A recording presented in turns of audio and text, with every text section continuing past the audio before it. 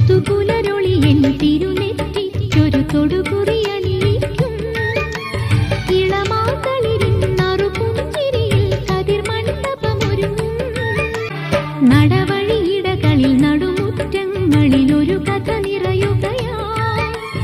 ഒരു പിടിയവിലിൻ കഥ പോലിവളുടെ പരിണയ കഥ പറഞ്ഞു പറയാതറിഞ്ഞവർ പരിഭവം പറഞ്ഞു